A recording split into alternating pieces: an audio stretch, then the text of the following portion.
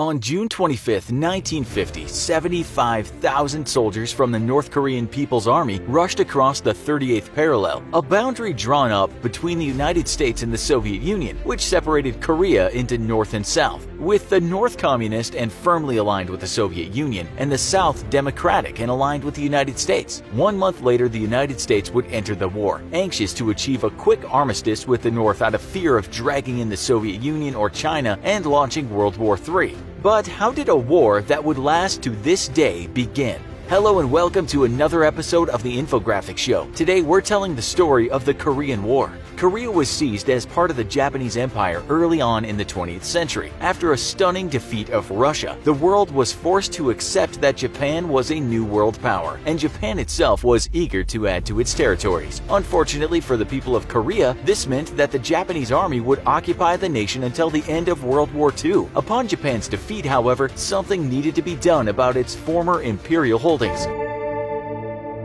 As part of its unconditional surrender, Japan was forced to recall its armies in Asia back to its home island, and to give up most of its overseas territories. Yet, while Manchuria would be returned to the Chinese, nobody had any idea about what to do with Korea. Ultimately, the nation was divided along the 38th parallel, and in a bid to seek to pacify the Soviet Union, Soviet forces were allowed to take control of the North, and the Americans would take control of the South. Nobody, by the way, had bothered to ask the Koreans what they themselves wanted. By 1950, the South was controlled by anti-communist dictator Syngman Rhee, which the US very reluctantly supported. The North, however, was enthusiastically supported by the Soviet Union, who had installed Kim Il-sung as its leader. Both men wanted to reunify Korea under their own rule, and border skirmishes between the two nations were common, with almost 10,000 troops killed in battle before the war officially began. Then came the major offensive from the North in the summer of 1950. For the United States, the conflict was not a border dispute between two rival nations, but rather part of a larger and growing struggle between the forces of communism and democracy.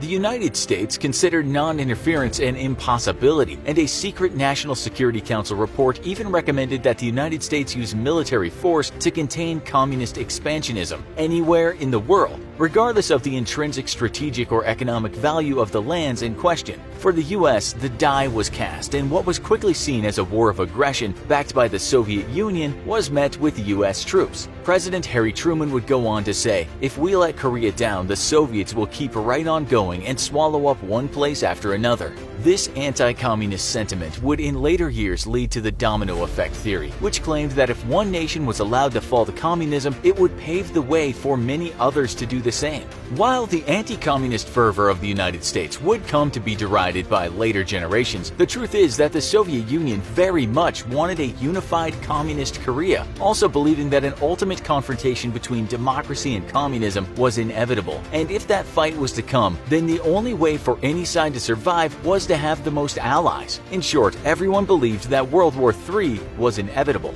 Despite the intervention of the United States and its allies, the war initially went very badly for the democratic forces. North Korean forces were backed with Soviet equipment and had received extensive training from Soviet military advisors. In fact, many of North Korea's operations were being actively planned by Soviet generals, who put their vast experience combating the Japanese in Manchuria and the Germans in Eastern Europe to great effect. North Korean forces were numerous, well-disciplined, well-equipped, and had high morale. By contrast, South Korean forces had not received much training and suffered from very poor morale. US soldiers would often find their South Korean allies fleeing from battle at the slightest provocation, and desertion was a common problem for South Korean military leaders. While the US was initially supposed to supplement South Korean forces and fight a defensive battle to push the North out of the South, they soon found themselves carrying the brunt of the battle. The extreme heat also worked against the American soldiers, who suffered from logistic and supply problems and were often forced to refill their drinking canteens from rice paddies, which had been fertilized with human waste. This led to outbreaks of disease and illness, which further decreased US strength. The US desperately needed to relieve pressure on its forces, and it was decided that an amphibious invasion behind North Korean forces would be launched. The plan was extremely risky. If the landings went poorly, then American forces would be destroyed on the beaches, overwhelmed by superior North Korean firepower. Yet if it was successful, then North Korea forces would be cut off from their supply lines and forced to fight on two fronts at the same time. Kim Il-sung, leader of North Korea, was completely aware of the vulnerability of his forces to being flanked by landings at his rear, and had even received some intel from the Soviets that American landings at Incheon were possible. Yet Kim Il-sung did not believe that the Americans would attempt such a landing, as Incheon's beaches were notoriously treacherous and difficult terrain, and its dangerous tides only afforded a few hours of safety for landing craft. On September 15th, 40,000 American troops and 8,600 South Korean troops forced a landing at Incheon, fully 100 miles behind the North's lines. The attack was a complete surprise to the North, and the landing force met with relatively light resistance. From the east, American tank battalions rushed to encircle the North Korean forces, threatening to trap the bulk of the North Korean army in the south. North Korean forces rapidly retreated back to Seoul, the South's capital, which they had seized early on in the war. A vicious battle leveled much of Seoul and saw the North's forces put in full retreat, with only 30,000 North Korean soldiers making it back to the north. The way to Pyongyang was now clear, and an end to the war was in sight. Back in the Soviet Union, Stalin berated several of his military commanders for the poor performance of the North Korean military and held them personally responsible. Some of them would not survive their failures. President Truman, however, warned that advances into North Korea should be careful not to provoke China, as he feared that it would lead to China's entry into the war and prompt the Soviets to initiate attacks in Europe, launching the much-feared democracy versus communism World War III.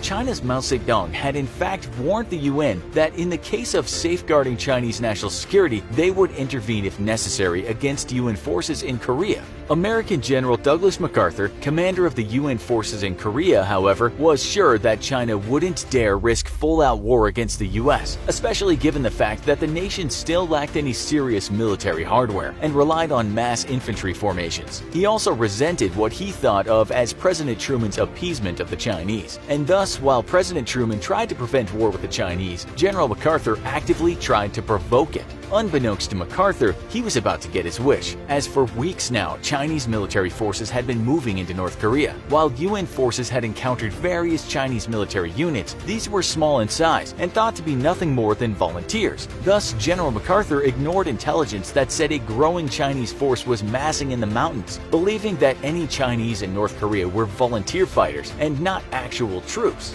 Meanwhile, Stalin had been secretly communicating with Mao Zedong, telling him to send several infantry divisions into North Korea, but warning that Soviet forces would not intercede in the fight. Diplomatic discussions between Mao and Stalin led to Stalin agreeing to lend some material support but no combat troops, and that he would offer the support of the Soviet Air Force but only over Chinese airspace. This would be of little use to the Chinese forces, as none of the fighting was taking place in China itself. Still, some Soviet pilots did fly missions against UN forces, though they were careful to always remain near the Chinese border in case they were shot down. China immediately supplemented its forces in North Korea with a force of 200,000 troops, which incredibly completely evaded detection by UN aerial reconnaissance. This was achieved by marching only at nighttime and setting up elaborate camouflage while resting during the day. Strict discipline was enforced, and soldiers were to immediately duck for cover and remain motionless if any aircraft were spotted overhead. Chinese officers were authorized to shoot any security violators, and the measures, while draconian, allowed 3 divisions of Chinese infantry to completely surprise South Korean and UN forces.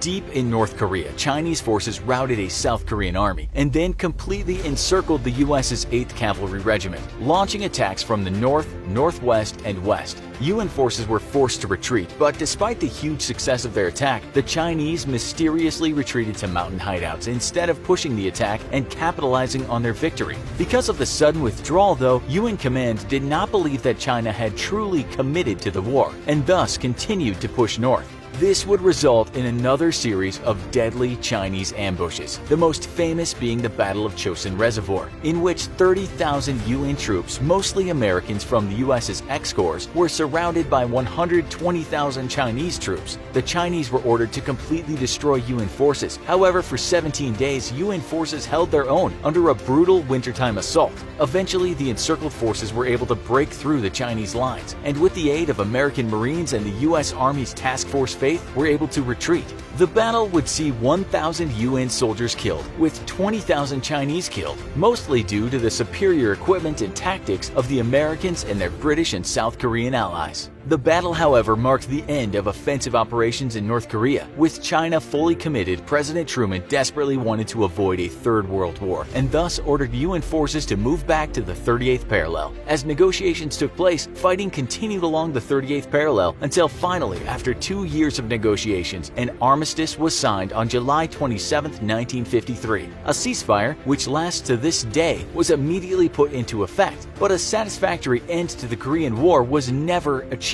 Sadly, hostilities between North and South are still at an all-time high, and the continued backing of Russia and China allow North Korea, impoverished as it is, to survive. Should President Truman have risked a wider war with China in order to defeat the Communist North? Why or why not? Let us know in the comments. Also, be sure to check out our other video, How Do North Koreans See America? Thanks for watching, and as always, don't forget to like, share, and subscribe. We'll see you next time.